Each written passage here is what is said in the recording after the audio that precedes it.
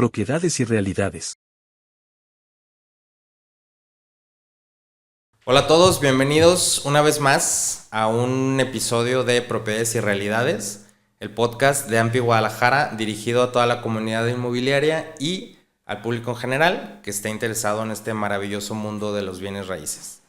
Tenemos la segunda parte de este tema tan interesante que es la gentrificación. Digo, es un tema que nos da como para otros 3, 4 episodios.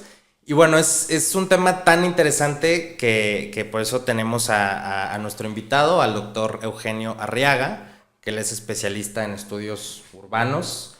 Y bueno, ahora sí que para continuar con esta plática, me estoy guardando ahí un montón de preguntas porque se han tocado temas muy interesantes como el tipo de, digamos, los tipos de gentrificación y como las etapas, ¿no? Y también se mencionaba por qué algunas zonas no son gentrificadas y otras sí.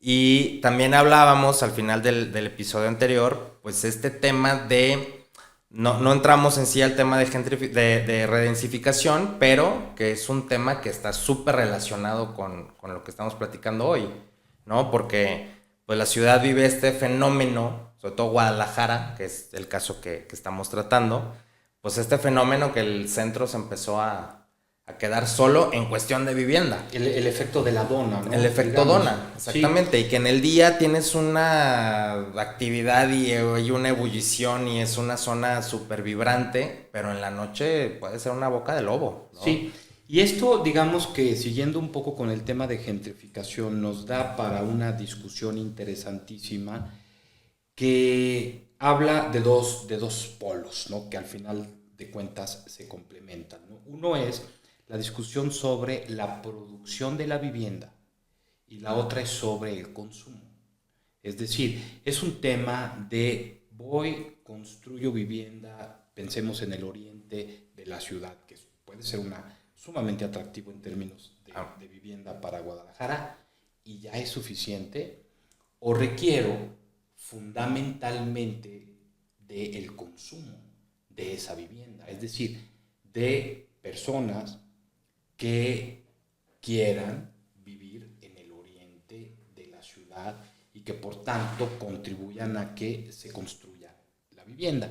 Por supuesto que requerimos de los dos. Uh-huh. Necesitamos producir vivienda y necesitamos consumidores dispuestos a vivir en estas zonas donde se pueda ofertar esta vivienda.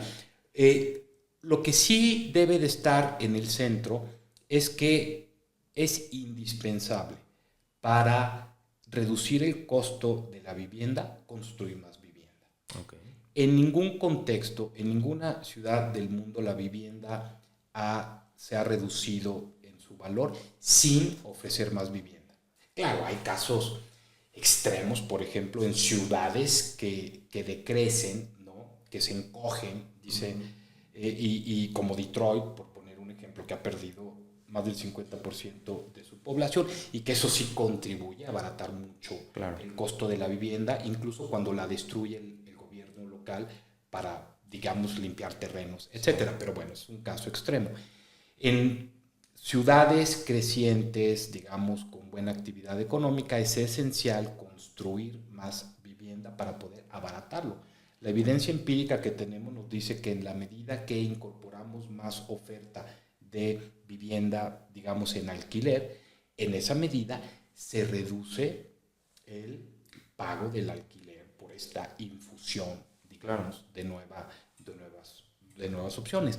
El caso de Guadalajara es muy particular en términos de esta expansión urbana a la que te refieres. Guadalajara ha perdido cerca de 260,000 habitantes en las últimas décadas, desde los 90. Uh-huh. Y municipios como Tlajomulco de Zúñiga han explotado, digamos, demográficamente. Hay, digamos, evidencia empírica que nos puede afirmar que un número importante de estos tapatíos que salieron de Guadalajara se ubican en municipios como Tlajomulco de Zúñiga. Es decir, el censo tiene una pregunta y tú Jesús, hace 5 años, ¿en dónde vivías? Cuando te estoy entrevistando en Tlajomulco, y tú decías, bueno, vivía en Guadalajara o vivía en Zapopan, y un número muy importante de personas que vivían en Guadalajara hoy viven en Tlajomulco. Y luego, cuando revisas los datos, te das cuenta que el número de personas que vienen a trabajar todos los días a Guadalajara desde un municipio, digamos, de la periferia metropolitana, es muy similar al número de tapatíos que dejaron de vivir en Guadalajara. Es decir, es, digamos, trágico en cierto sentido que Guadalajara debe tener cerca de 45,000 viviendas desocupadas. Guadalajara. Municipio, no estamos hablando de Tlajomulco, que tiene cerca de 70,000. En el país hay más de 6 millones de viviendas desocupadas, para darnos una idea. Pero imagínate tú que Guadalajara, que pierde población, que tiene un stock de vivienda amplio desocupada, tiene tapatíos que salen de la ciudad, muy probablemente por razones económicas que ya no les alcanza a pagar las rentas tan altas. Se van a la periferia metropolitana, pensemos Tlajomulco de Zúñiga, pero todos los días vienen a trabajar a Guadalajara. Cerca de un 45% de las personas de Tlajomulco de Zúñiga que trabajan vienen a hacerlo a Zapopan o a Guadalajara. Entonces aquí la pregunta que a mí me gustaría poder responder con claridad, y que no lo puedo hacer porque no tenemos los datos suficientes, es cuánto nos cuesta como sociedad, como zona metropolitana, el seguir expandiendo la mancha urbana a municipios como Tlajomulco, en donde necesitamos hacer calles, en donde necesitamos ofrecer educación a los nuevos residentes, que son muy jóvenes, escuelas primarias, hospitales, parques, museos, infraestructura y equipamiento social y urbano. ¿Cuánto nos cuesta esto? Mientras que, por otro lado, las escuelas tapatías se quedan sin alumnos. Claro. El grupo de población que más ha disminuido en Guadalajara son los menores de 18 años. El que más crece son las personas de la tercera edad. Nos estamos quedando con población que va a demandar más servicios sociales asociados al cuidado o a la salud, y estamos perdiendo a la población, digamos, que está en la mejor edad para crecer económicamente. Claro, Guadalajara sigue siendo el municipio que más empleo ofrece, aunque ha ido perdiendo relevancia al paso de los años, pero todavía ofrece empleo de calidad y el mayor empleo, digamos, el mayor número de empleos. Lo que te decía, muchas personas de Tlajomulco vienen todavía a trabajar a Guadalajara y a Zapopan, que por supuesto tiene otro tipo de desarrollo, pero Guadalajara y Zapopan son muy distintos en términos de territorio. Y también Tlajomulco, ¿no? Hay diferentes zonas en las que hay otras áreas de Tlajomulco en las que la gente, muchas personas, nosotros como inmobiliarios vemos esta dinámica que hay muchas familias que después de algunos años ya no les gustó o no les funcionó, o tal vez vieron que su calidad de vida de sí vivir en un coto muy bonito, pero a 30 minutos del periférico, sin oportunidades de empleo cercanas, claro, y entonces regresan a la ciudad, y entonces pues también eso hace que pues la vivienda que esté dentro del periférico pues se encarezca. Pero tú ves, por ejemplo, Zapopan, y el potencial de crecimiento hacia el norte es altísimo. O el propio tema de Tlajomulco, ¿no? Guadalajara está rodeada. Sí, Guadalajara ya no tiene para dónde crecer. Bueno, podríamos decir hacia arriba. Que hacia arriba. Hacia arriba, sí. Que hacia arriba, claro, por supuesto, resolviendo, digamos, y poniendo en el centro la calidad de vida de los habitantes. Hablábamos de nuevo de la multicitada colonia americana, y tenemos como varias contradicciones. Hablábamos de estos bares con terrazas abiertas. El ruido, los decibeles están ahí tremendos. Somos un poco esquizofrénicos, ¿no? Por un lado tenemos inversión en vivienda vertical, pero al lado tenemos un bar que no le permite dormir a la persona y que al día siguiente no puede trabajar. ¿Qué sentido tiene? Y es un tema de falta de regulación. Por supuesto no hay que estar en contra de los bares, probablemente no, pero quizá tenemos que blindar el tema del ruido excesivo, de los decibeles. Que tengamos un bar, digamos, en donde podamos ir a conversar con nuestros amigos, escuchar buena música, cerrado, bien acondicionado, con un volumen de música que te permita platicar. Porque otra de las tremendas contradicciones que yo no logro resolver es que salimos a un bar, ahora incluso en restaurantes, y resulta que no podemos tener una conversación porque les encanta tener el volumen altísimo. El ruido a todo. Entonces... Y ya no se diga si hay algún partido Chivas-Atlas, ¿no? ¿No te parece un poco contradictorio? Sí, a mí no me...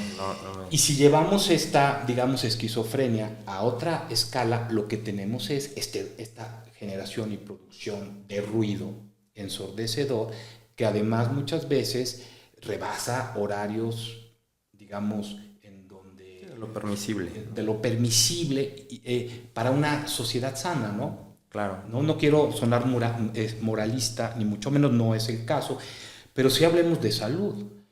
Es decir, claro, queremos que nuestros jóvenes estén, digamos, como en algunos bares hasta las 6 de la mañana y al día siguiente cómo estudian o cómo trabajan, si me explico.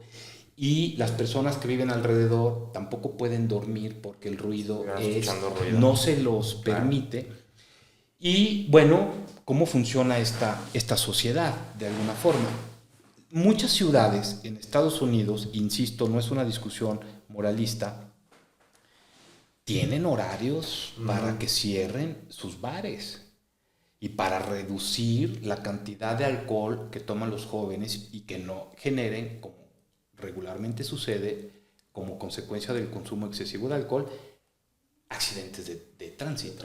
Mal llamados accidentes, porque el accidente implica que sea, digamos, imposible de predecir. Algo fortuito de alguna forma, ¿no? Sí, pero a ver, ¿qué tiene de fortuito que una persona estrelle su auto con por venir alcoholizado? Si vienes alcoholizado, ¿no? Entonces, por supuesto que se puede prevenir. Sí tenemos un tope del alcohol que se consume, un tope de los horarios para salir a divertirse, y en términos ya de habitabilidad y de calidad de vida, si nos aseguramos que en barrios que están haciendo un esfuerzo importante para repoblar Guadalajara, como el centro o como la colonia americana, les ofrecemos una calidad de vida. Las condiciones, claro. Me voy a ir precisamente a esto que acabas de mencionar. ¿Por qué? Bueno, tengo como dos preguntas, ¿no? Dos temas. ¿Cómo hacer o cómo lograr más bien que estos intentos de redensificación no caigan de alguna forma en esta gentrificación negativa? ¿Cómo se puede de alguna forma, digamos, controlar o sostener para que no tenga una implicación, pues sí, digamos, negativa para la gente que está actualmente? Sabemos que, bueno, en estricto sentido o digamos que en cuestión de concepto, pues la gentrificación es un desplazamiento. Acá en la zona centro, pues realmente no hay mucha vivienda, ¿no? La zona centro, incluso, si tú revisas los datos, ha perdido más población que el promedio del municipio. Uh-huh. Si de 2010 a 2020 Guadalajara perdió 7% de la población, el polígono del centro histórico perdió casi lo doble. Okay. Es decir, se está despoblando con mayor rapidez. Y por otro lado, la gentrificación es, digamos, consecuencia de una intervención de mejoramiento urbano en una zona, en estricto sentido por lo regular, ¿no? Okay. Estamos volviendo una zona más deseable con inversión pública y privada, y eso contribuye a elevar su costo. ¿Por qué? Porque hay más personas que dicen: yo quiero vivir en este barrio arbolado, con infraestructura de transporte masivo, con la posibilidad de moverme en bicicleta de manera segura, porque tiene ciclovías, porque tiene el programa de Mi Bici, porque está el tipo de establecimiento, cafés, restaurantes, galerías de arte, librerías que me gusta frecuentar, y entonces yo me autoselecciono para vivir en esa zona porque ahí puedo vivir como yo quiero. Justo ese es un punto. Tiene que ver más con el tema hábitos de consumo. Te pregunto esto porque, y a eso iba dirigida mi otra pregunta, porque hay zonas que están conectadas, que son muy accesibles, que no son caras, que tienen transporte público, que tienen equipamiento, que son arboladas, hay ciclovías, porque esas no son atractivas para la gente. ¿Y ofrece vivienda? Y ofrece, sí, hay vivienda. Bueno, muy bueno. Probablemente es por los temas de consumo o qué es, ¿no? Digo, hace poco tuvimos a un invitado que nos hablaba del tema Airbnb, más el tema modelo de negocio. No nos metimos mucho a este tema del problema que en algunas ciudades está causando, como la turistificación, que es otra parte, ¿no? de la gentrificación. Y justo él ponía este ejemplo en Ciudad de México. Dice, bueno, es que también, ¿por qué todo el mundo quiere ir a la Condesa? Sí, o a la Roma. O a la Roma, habiendo zonas que cruzas una avenida y tienes todo excepto el comercio. Entonces, bueno, digamos que el factor consumo es ahí determinante. Yo pienso que sí. ¿Qué pasó en la Ciudad de México? Es un gran ejemplo. Digo, un poco como con la Americana, hablar de gentrificación en la Condesa, como que tampoco estamos desplazando a los grupos más pobres de la ciudad, ¿no? Uh-huh. Pero bueno, son nuevos fenómenos que se dan. ¿Qué sucedió con la Roma? Es una evolución del desarrollo urbano que viene esta onda expansiva que alcanza a la Roma y que probablemente, como tú mencionas, en unos años estaremos hablando de áreas aledañas que comienzan a contagiarse de... ¿Como un desdoblamiento de esta situación? Como un desdoblamiento puede ser de esta situación en donde lo vemos en la Americana. Pues yo creo que el ejemplo Santa Tere puede ser. Bueno, Santa Tere tiene... un ejemplo de desdoblamiento de esta dinámica que está sucediendo. Comienzas a ver ya edificios en Santa Tere, comienzas a ver servicios más sofisticados. Hay una autora neoyorquina, Sukin, que se refiere a esto como pacificación por capuchino, que tiene que ver cómo estas intervenciones del gobierno con el mercado,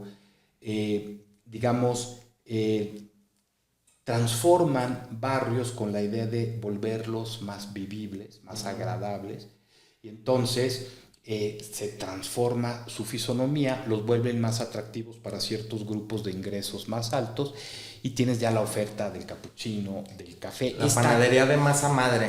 Esta suerte de, digamos, porque en el centro también se busca de que sean zonas más seguras, ¿no? Entonces hay una limpieza de personas sin techo, o de, por ejemplo, si hablamos del centro de la ciudad, de prostitución, etcétera, con la idea de que sea más atractivo a ciertos grupos sociales que de otra manera no irían ahí, porque más bien antes que gentrificar otras zonas, lo que prefieren es concentrarse. Tú, que eres especialista en el tema, seguramente lo tendrás leído.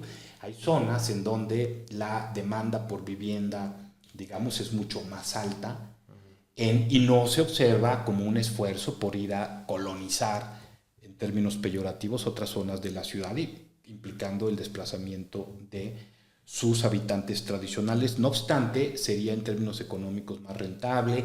Incluso la accesibilidad y la localización son muy prácticas, muy interesantes, porque en estas zonas más caras, paradójicamente, la calidad de vida no es mayor cuando la medimos, por ejemplo, a través del tráfico. Claro, ¿no? Que dependas del coche, ¿no? A ver, el solo hecho de que para vivir en el poniente de la ciudad, en Zapopan, por poner un ejemplo, el tráfico es tremendo. ¿Cuántas horas pierdes al año sentado en el auto? Por no hablar de que no puedes hacer nada caminando porque no tienes esta mixtura de uso, que nos lleva a otro concepto muy interesante, que es el de la ciudad de los 15 minutos, ¿no? Claro. En donde tenemos una densidad alta, que yo sigo pensando que es requisito que la ciudad de Guadalajara se densifique a través de la verticalización en las zonas en donde sea, factible. Factible. Pero en gran medida porque las plantas bajas tienen la oferta de servicios que necesitamos para poder vivir con calidad, caminando en una zona arbolada, donde satisfacemos nuestras necesidades a una distancia, insisto, caminable, los famosos usos mixtos, los barrios tradicionales. Santa Tere. ¿Qué sucede con Santa Tere? La localización es sumamente interesante. Estás a un costado de la Americana, estás a un costado de Providencia, estás a unos pasos del Country Club, del centro, estás a nada del centro, y entonces ya comenzamos a ver banderas rojas del proceso de gentrificación. Capuchinos, expresos, restaurantes de comida muy sofisticada como los hay, ¿sí me explico? Y eso, de alguna forma, evidentemente, llama la atención de personas que dicen, oye, yo podría vivir ahí. Sí, qué bien, dejar mi carro, caminar, mira qué interesante café, qué rico, ¿no? El restaurante, me muevo en bicicleta. ¿Cuál es el efecto? Encarecimiento con mucha frecuencia. Por tanto, para poder hablar de este crecimiento sin que tenga el problema de la gentrificación, tendríamos que asegurarnos que los residentes históricos de estos barrios no sean desplazados por falta de dinero. Pero no solamente eso, hay un concepto muy interesante que se llama descolocación, en donde yo soy desplazado de un barrio no necesariamente por razones económicas, es decir, porque ya no puedo pagar la renta. A lo mejor yo soy dueño de mi casa, pero resulta que yo me juntaba todos los martes por la noche a platicar con mis amigos y el sastre, en la sastrería. El sastre está trabajando y estamos todos los amigos, vecinos, conversando, política, fútbol, lo que más te interese, ¿no? Pero en lugar de tener una sastrería, hay un restaurante de comida coreana, que además es intimidante porque se ve demasiado sofisticado. Ya no siento que me identifico con la comunidad. Estoy perdiendo amigos, estoy perdiendo vecinos. Ya hasta tiraron el árbol de la esquina que le daba tanto carácter al barrio. A la zona. Ya la densidad es otra, ya el tipo de vecino es otro. Y en ese sentido me siento que ya no encajo. Claro. Y eso contribuye también puede ser a que me vaya. ¿Sabes qué? Pues mejor me voy. Que eso puede suceder o tal vez esté sucediendo en otras colonias, digamos, tradicionales, tal vez como Chapalita. Puede ser, sí. Que también cada vez hay una mayor oferta y demanda de restaurantes, de especialidad, cierto tipo de negocios, ¿no? Sí. Y que además pues también es otro tema, ¿no? O sea, de pronto vemos estas casononas enormes que ya no son, que anteriormente hace 60, 70 años pues daban servicio a una familia de 5 o 6 hijos. Y ahí lo que sucede... Que ahorita son, entre que son nidos vacíos y que son inmuebles que ya no son funcionales para vivienda. Y eso que su mantenimiento es altísimo también. Eso da pie a otro fenómeno inverso a la gentrificación, pero que también puede ser considerado el inicio de este fenómeno, que es la filtración. Estas casas, muchas en la Americana, muchas en Chapalita, enormes, no funcionales para familias que hoy, si tienen hijos, van a tener 1 o 2. Claro. ¿No? Y que el mantenimiento es tremendamente alto, ¿no? Y entonces esos los barrios... Los prediales también, porque son terrenos los prediales, por 1000 supuesto. metros. Y entonces lo que tú observas es que empieza a decaer. Hay una sustitución de clase, pero a la inversa. Familias acaudaladas dejan estas casas y llegan, digamos, clases con poder adquisitivo ligeramente inferior, ¿no? Y esto muchas veces detona un ciclo hasta que el barrio se va deteriorando, y por supuesto es una caricatura para ejemplificar la realidad, pero se va deteriorando a tal grado que da la entrada a un proceso de gentrificación, porque el costo de invertir en este barrio y de remodelar y de regresar al mercado en alquiler o en venta la vivienda va a ser atractivo y superior probablemente a otras actividades, como hablábamos de los retornos bancarios o de instrumentos como los CETES que te pudieran dar. En el momento en que yo veo que es más interesante en términos económicos invertir en un barrio que ha tenido desinversión por encima de un recurso como la utilidad que me da CETE sin ningún riesgo. Voy a invertir ahí. Claro. Y voy a contribuir a mejorar el barrio y su infraestructura, pero por supuesto tenemos el problema del desplazamiento de la población tradicional. Y viene que además todo esto surge en la coyuntura actual porque ahora la vivienda, por el fenómeno de la financiarización, se considera como otro activo que tiene que producir ingresos.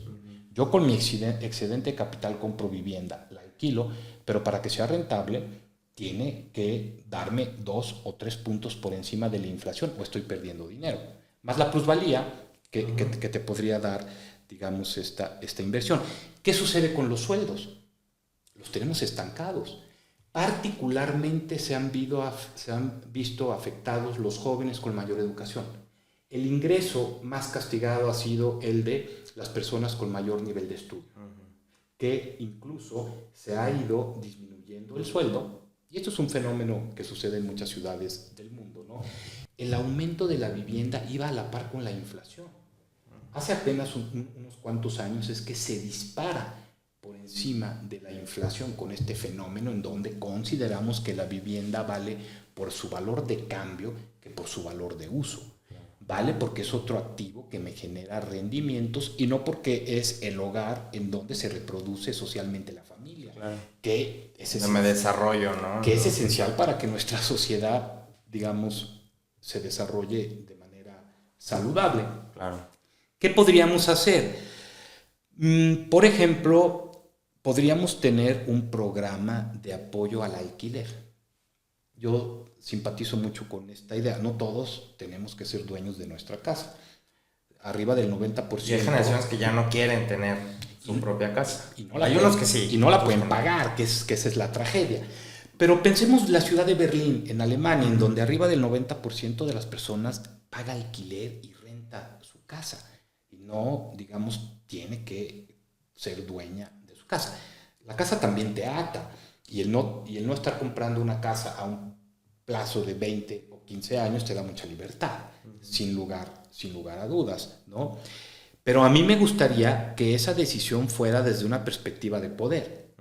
Tengo un sueldo que me permite comprar una casa. Ya yo decidiré si me vuelvo nómada digital y me voy a vivir a Ámsterdam y a trabajar ahí, o si compro mi casa en la Americana o en donde quiera, pero porque puedo hacerlo.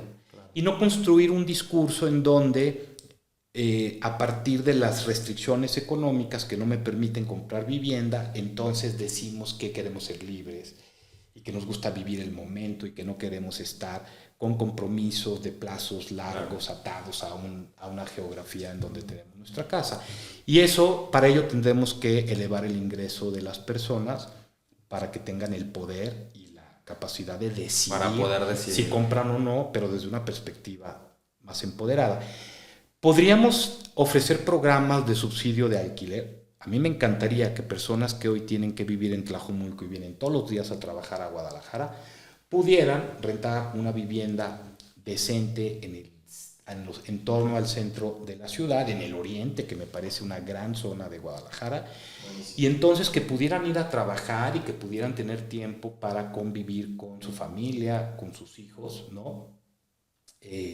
Frente a lo que sucede hoy, que les damos un gasto social y medioambiental tremendo al hacer que estas personas se trasladen de Tlajomulco a Guadalajara todos los días a trabajar, y la familia y los hijos pues se quedan en el municipio la tarde sin la atención del papá, porque tampoco hay mucha infraestructura social, no es que tengan actividades extraescolares que podrían tener en Guadalajara, y que en Guadalajara muchas de ellas no tienen la masa crítica necesaria para que se desarrollen con el potencial que tiene esos cascarones de escuelas y de academias que no tienen, que no tienen el número de jóvenes y niños para poderse desarrollar. Imagínate todo el talento que tenemos perdido y esta atención potencial. Que se pierde por tiempos, traslados. Y que se pierde porque Guadalajara no tiene los niños que se puedan beneficiar de ellos, y Tlajomulco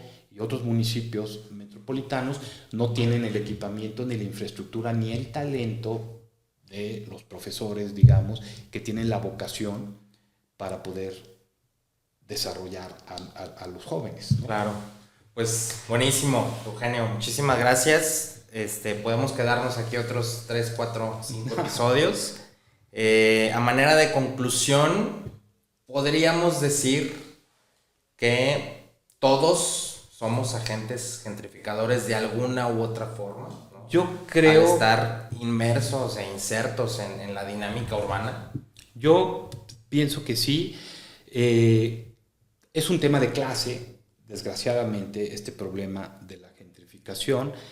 Es decir, muchos autores hablan de la muerte de la clase social como categoría para entender y explicar a las sociedades, pero al final de cuentas es un tema de puedes pagar esa renta o no la puedes pagar. Claro. Y en ese sentido, puedes tú sí ser un agente gentrificador si determinas ir a una zona que te gusta, porque ahí puedes vivir de la manera que tú quisieras hacerlo, y puedes pagar, y habrá quizá un residente histórico que por esta transformación ya no puede pagar esa renta, o decida irse también. O decida irse porque ya no le gusta ese estilo. Ahora, entonces podríamos decir que la gentrificación es, digamos, parte de un proceso no natural, claramente, pero digamos orgánico, que sí, se da con el crecimiento de las ciudades. En, digamos, las ciudades occidentales, países que se rigen por una economía de mercado, eso es lo que ha venido sucediendo desde hace... Es una dinámica que es parte del mismo crecimiento. Es una dinámica que parte del desarrollo de las ciudades, ¿no? Claro. El barrio nuevo, bien ubicado, es el más caro. Ese barrio entra con un arco del tiempo a deteriorar los servicios, la infraestructura que envejece. Simultáneamente se están generando nuevos entornos de vivienda que incorporan la tecnología en el nuevo desarrollo, y obviamente los que en su momento fueron muy atractivos y nuevos decaen.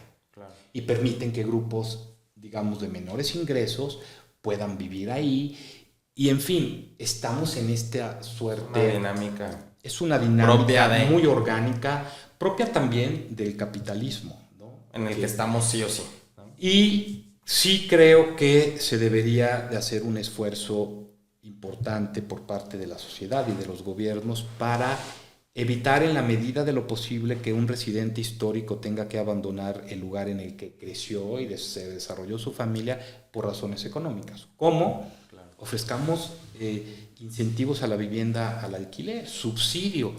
Yo creo que un subsidio muy bien aplicado sería al alquiler. Sí, y la explicación para justificar un subsidio a la vivienda en alquiler es el costo desmesurado en materia social, de servicios y medioambiental, que implica que siga creciendo la ciudad, expansión, a costa claro, de nuestra tierra agrícola, de nuestros bosques, de nuestras zonas de recarga acuífera. Veamos lo que nos va a costar recuperarnos de este temporal de lluvias. Tremendo. Tenemos que entender que debemos de vivir de una manera más sustentable, ¿no? Y sostenible. Y una buena forma de hacerlo es tener ciudades más compactas y que no estemos expandiendo y llenando de concreto nuestro suelo, ¿no? Claro. Eugenio, muchísimas gracias. Al contrario, por estar con nosotros. De verdad te agradecemos mucho. Y a ustedes también por escucharnos. Esto fue Propiedades y Realidades, el podcast de AMPI Guadalajara. Yo soy Jesús Serrano y nos vemos el próximo miércoles con otro episodio. Gracias por la invitación y gracias al público en general y particularmente al AMPI por esta agradable charla. Aquí es tu casa. Muchas gracias. Gracias.